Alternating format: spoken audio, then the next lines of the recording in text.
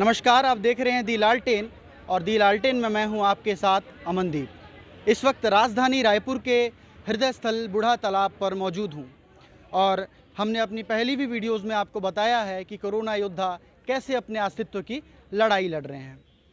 बहुत बड़े बड़े बयान सामने आते हैं। एक ओर सरकार रोजगार की बात करती है, वहीं दूसरी ओर कोरोना योद्धा का ऐसा कहना है कि हिंसा का मार्ग चुनने वालों को रोजगार और सेवा का मार्ग चुनने वालों बेरोजगार। आइए बात करते हैं कोरोना योद्धा संघ के प्रदेश अध्यक्ष क्या बयान है, किस प्रकार की समस्याएं हैं, क्या क्या समस्याओं का सामना राजधानी में करना पड़ रहा है। आप देख सकते हैं ये हुजूम है कोरोना योद्धाओं का और इस हुजूम के बीच ये काफ़ी सारे लोग यहाँ पर बैठे हुए हैं। यहाँ पर युवा हैं, बुजुर्ग हैं, लड़कियां हैं, महिलाएं हैं, सभी प्रकार के लोग, सभी वर्गों के लोग यहाँ पर बैठे हुए हैं।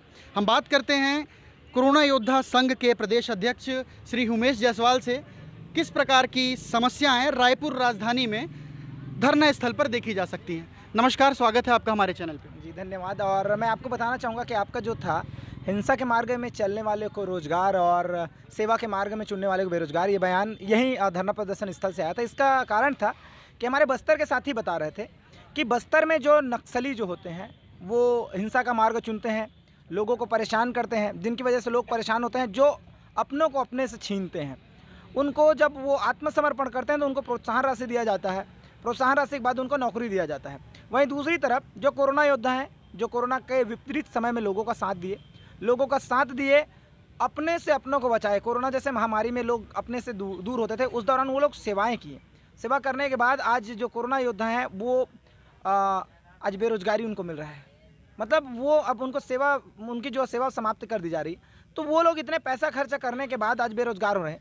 तो मेरा वो साथी, जो बस्तर के साथी कह रहे थे कि भैया ये है बस्तर के हालात, तो मैं उनसे पूछा कि अरे यार ऐसा है, ये तो हम लोगों के साथ अन्याय है। क्योंकि देखिए वाकई में जो हिंसा का मार्ग चुनते हैं उनको नौकरी दिया जा रहा है और जो सेवा का मार्ग चुने हैं अन्याय, तो उनके साथ अन्याय आखिर क्यों, उन्हें बेरोजगार क्यों? तो बस्तर का युवा, बस्तर का क्या, हर कोई पूछना चाहेगा कि ऐसा अन्याय क्यों कि जो हिंसा का मार्ग चुनता है उसे रोजगार और जो सेवा का मार्ग चुनता है वो उसको बेरोजगार। तो आखिर बस्तर का युवा करेगा तो करेगा क्या? ये सवाल एक बड़ा सवाल भी है। और दूसरा, समस्याएं तो बहुत है। आज 33 दिन से हम आंदोलन कर रहे हैं। हमारे साथी ये देख सकते हैं कितनी भीड़, अभी रात के अभी जो है 12 बज रहे हैं और 12 बजे रात को देख सकते हैं कितनी भीड़ है यहाँ पर। लोगों की यहाँ पर भीड़ देख सकते हैं। हमारे सभी साथी अब भी डट कर बैठे हैं और ये पूरे प्रदेश भर के साथी इस आंदोलन का हिस्सा बन रहे हैं, क्योंकि वो अपनी हक की लड़ाई के लिए लड़ रहे हैं। क्योंकि सरकार ने कहा था रोज़गार देंगे, तो आखिर रोज़गार के बाद युवाओं को बेरोज़गारी क्यों? तो इसलिए आज हम धरना प्रदर्शन स्थल पर बैठे हैं। बस हमारी एक छोटी सी मांग है कि जो हमें आप जो रोज़गार दिए थे वो रोज़गार को हमको कंटिन्यू कर दीजिए। हम कोई बड़ी मांग नहीं कर रहे हैं, ना हमारी सेवा वृद्धि, मतलब हमारी बस एक ही मांग है कि सेवा वृद्धि कर दो। हम ये नहीं बोलते कि हमारी सैलरी बढ़ा दो, हमारे टर्म कंडीशन, ऐसा कुछ नहीं। बस हमारी एक ही छोटी सी मांग है कि हमें जो रोज़गार दिए थे उस रोज़गार पर कंटिन्यू कर दो। यही मांग को लेकर आज हम 33 दिन से बैठे हैं। और सरकार भली कमेटी गठन की बात कही, लेकिन हमें सरकार के ऊपर भरोसा है, कमेटी के ऊपर भरोसा नहीं, क्योंकि प्रदेश में कई कमेटियां बनती हैं और कमेटियों का कोई जवाब नहीं आता। इसलिए हम बैठे हैं। जब तक हमारी मांग पूरी नहीं होगी तब तक हम यहीं पे बैठे रहेंगे। हम तो ये भी कह रहे हैं कि अगर सरकार के पास समय चाहिए उनको, क्योंकि वो कहते हैं कि वित्त का हो गया और प्रशासनिक जो प्रक्रिया है उसमें थोड़ा समय लगता है, तो हम कहते हैं कि हमें जिस तरीके से कोरोना की पहली दूसरी लहर में तत्काल आपने जैसे आदेश जारी किया था, वैसे ही आदेश आज भी जारी कर दीजिए। हम 3 महीना फ्री में सेवा देने के लिए भी तैयार हैं। दी लालटेन की टीम जब पहले यहाँ पहुँची थी तो ये जो आपका आशियाना है, जहाँ इस वक्त बहुत सारे लोग मौजूद हैं, पहले ये आशियाना कहीं और हुआ करता था, ऐसा बदलाव कैसे हुआ? देखिए, पिछले जो जगह था वो काफ़ी वहाँ पर पानी वगैरह भर जाता था और बहुत सारी तकलीफ़ें होती थी। इसलिए वो जगह को हमने चेंज कर दिया। पीछे में हमारा जो जगह था अब हमने शिफ्ट इस तरफ कर दिया। ये तकलीफ़ें हैं और नगर निगम से कहना चाहेंगे कि बूढ़ा तालाब का जो धरना प्रदर्शन स्थल है उसको आप क्या बोलना चाहिए, बढ़िया और कर दीजिए, क्योंकि यहाँ पर पानी भर जाता है, प्रदेश भर के लोग आते हैं। पीछे में डंपिंग यार्ड है, वहाँ से भी बदबू आता है और मच्छर वगैरह, ये तमाम समस्याएं हैं। इसलिए हमने उसके जस्ट बाजू का ये थोड़ा अच्छा एरिया है, तो इसमें हम शिफ्ट किए हैं। भूपेश बघेल जी का एक वीडियो वायरल हो रहा है जिसमें वो कह रहे हैं कक्का जिंदा है। किस नज़रों से देखते हैं आप? कक्का जिंदा है तो हमारे कक्का तो जिंदा हैं, और मैं चाहूँगा कि हमारे प्रदेश के यशस्वी हमारे कक्का साहब 100 साल जिएँ और भी अच्छे से जिएँ और उनका स्वास्थ्य बढ़िया हो।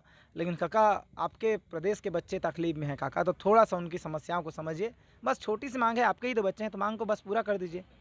आपको लगता है कि ये बाल हट है तो कक्का आप ही के बच्चे हैं, बाल हट तो रहेगा ही, मांग को पूरा कर दीजिए, बच्चे अपने घर चले जाएंगे। तो कक्का जिंदा है तो उम्मीद है, लेकिन कक्का थोड़ा जल्दी कर देते। और लोगों से बातचीत करते हैं। प्रदेश के कोने कोने से यहाँ युवा पहुँचे हुए हैं और युवाओं से बात करते हैं किन किन प्रकार की समस्याओं का सामना उन्हें करना पड़ता है। कहाँ से हैं भाई साहब? देखिए, मैं सरगुजा ज़िले का कोरोना योद्धा हूं और मैं आपको बताना चाहूँगा कि जब हमने कोरोना का ड्यूटी स्टार्ट किया तब हमें वो उम्मीद थी, वो जज्बा था कि हम मानवता के लिए काम करना चाह रहे हैं, लोक हित के लिए काम करना चाह रहे हैं। ऐसा विचार था कि हम अपना प्राण की बाजी लगाकर भी जिस तरीके से सेनाएं हमारे बॉर्डर पर हमारी सुरक्षा के लिए लड़ते हैं, उसी प्रकार से आज हमें ऐसा अवसर मिला है कि हम अपने देश के लिए लड़ रहे हैं। लेकिन इतनी लड़ाई करने के बाद हमने कोरोना की पहली और दूसरी लहर में जीत हासिल की और उस प्रलयकारी महामारी से अपने प्रदेश को सुरक्षा देने का काम किया। लेकिन ऐसे परिस्थिति में हम सेवा देने के बाद, लगातार अपने जीवन दांव पे लगाकर सेवा देने के बाद भी हम आज अपने रोज़गार के लिए लाचार बैठे हैं और सरकार से विनती कर रहे हैं कि सरकार जिस प्रकार से रोज़गार की बात कही है, हमारे साथ न्याय की बात कही है, युवाओं को रोज़गार की बात कही है, हमें तत्काल रोज़गार पर रखें और हमारी जो विचारधारा है कि हम लोक हित के लिए काम करेंगे, सेवा करेंगे, लोगों की सेवा करेंगे, देश की उन्नति में अपना भागीदारी देंगे, इस विचारधारा को हमारी आगे बढ़ाएं ताकि हम आने वाली पीढ़ी को भी ये संदेश दे सकें कि लोक हित का काम ही परम धर्म होता है। भाई साहब कहाँ से हैं आप? मैं मनोज कुमार महंत कोरोना योद्धा रायगढ़ डिस्ट्रिक्ट से हूँ। जिस समय ये जो महामारी फैली हुई थी वो एक भयानक रूप ली हुई थी, जिसमें हमने जो है वहाँ मतलब अपॉइंट किए, जिसमें बहुत सारी चीज़ें जो है हमने समस्याओं का सामना किया, जैसे मतलब हाइड्रेशन होता था, बहुत सारी चीज़ें। लेकिन हमने अपना जो ड्यूटी था उसको एक बखूबी तरह से निभाया और अपना जो है जो ड्यूटी है उसको अच्छी तरह से निभाया और सरकार को भी ये चीज़ बताया। लेकिन सरकार इस चीज़ को समझती नहीं है, पता नहीं कैसे उनको रियलाइज़ किया जाए कि हमने क्या किया है, कैसे किया है। लेकिन आप देख सकते हैं कि जो कांग्रेस सरकार है, जो भी हमारा स्टेट गवर्नमेंट का सरकार है, वो चीज़ उसको दिखाई नहीं देती है। इस चीज़ को समझना चाहिए। हमारी मांग तो कोई बड़ी नहीं है, एक छोटी सी मांग है कि हमारा जो है वर्क को कंटिन्यू रखा जाए। इस छोटी सी मांग को पूरी नहीं कर सके तो क्या समझ सकते हैं वो, ये चीज़ है। और मैं गवर्नमेंट से रिक्वेस्ट करूंगा कि जो हमारी मांगे हैं उसको पूरी किया जाए, जिसमें यहाँ जो है एक लेडीज़ को जो है, एक बहनों को जो है रिस्पेक्ट दिया जाता है यहाँ। लेकिन ऐसे चीज़ नहीं है। जहाँ आप देख सकते हैं जो हमारी बहनें हैं यहाँ सभी अपना जो एफर्ट दे रहे हैं। क्यों? क्योंकि उस वर्क का उनको फल मिलना चाहिए। और फल क्या है हमारा? वही है कि हमको वर्क पर कंटिन्यू रखा जाए, तभी तो रियलाइज़ होगा, वो सही चीज़ होगा गवर्नमेंट के लिए भी और हमारे जो कोरोना योद्धा हैं उनको लिए भी अच्छा होगा जी। राजधानी में इन दिनों डेंगू का खतरा भी अधिकतर मामले देखने को मिल रहे हैं। डेंगू जैसी भयावह बीमारी के बीच एक और सामने बूढ़ा तालाब है तो वहीं कोरोना योद्धा जहां पर अभी प्रदर्शन कर रहे हैं, दूसरी ओर गंदगी का आभार। अब बात करते हैं, यहाँ पर कुछ लड़कियां भी बैठी हैं जो अलग अलग विभिन्न ज़िलों से धरना प्रदर्शन में मौजूद हैं। उनसे भी बात करते हैं कि किन किन परेशानियों का सामना उन्हें करना पड़ता है। कौन से ज़िले से हैं आप? सर, मैं कोरबा ज़िले से कोरोना योद्धा हूँ और अभी जो डेंगू का जो बढ़ रहा है खतरा, सबसे पहले तो ये धरना स्थल के बगल में ही, जहाँ हम लोग धरना स्थल में दिए थे, उसके नीचे ही इतनी गंदगी है और उसके बगल में ही कचरे का पूरा सारे नगर निगम से जितना भी कचरा आता है सब यहीं बगल में ही दिया जाता है। उससे भी हमको मच्छर आते हैं और ये जो धरना स्थल बनाया गया है सरकार के द्वारा, वहाँ पे भी इतनी गंदगी है। उसके नीचे हम लोग धरना स्थल पे बैठते हैं, जब बारिश होती है पूरा पानी भर जाता है और इतने छोटे छोटे मच्छर, तो डेंगू तो होगा ही ना। काका जिंदा हैं तो डेंगू यहाँ क्यों नहीं करवा रहे हैं कुछ? काका जिंदा हैं तो कोरोना योद्धा को क्यों उनकी उम्मीदों को मार रहे हैं?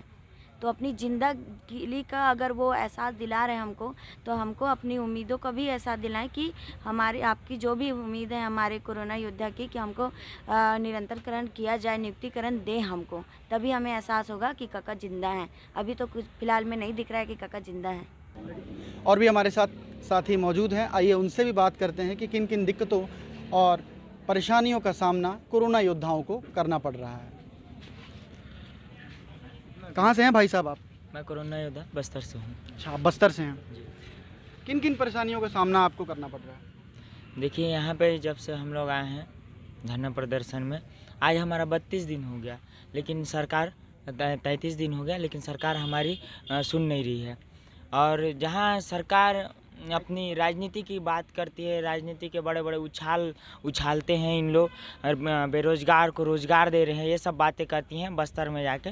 लेकिन देखिए बस्तर में ऐसा कुछ होता ही नहीं है, वहाँ पे भी बेरोजगारों की कमी नहीं है, लेकिन सरकार अपने उसमें बात करती है कि हम रोजगार दे रहे हैं, रोजगार दे रहे हैं। अगर रोजगार देती तो हम बस्तर से आज यहाँ 400 किलोमीटर दूर यहाँ बूढ़ा तालाब में धरना स्थल में नहीं बैठते।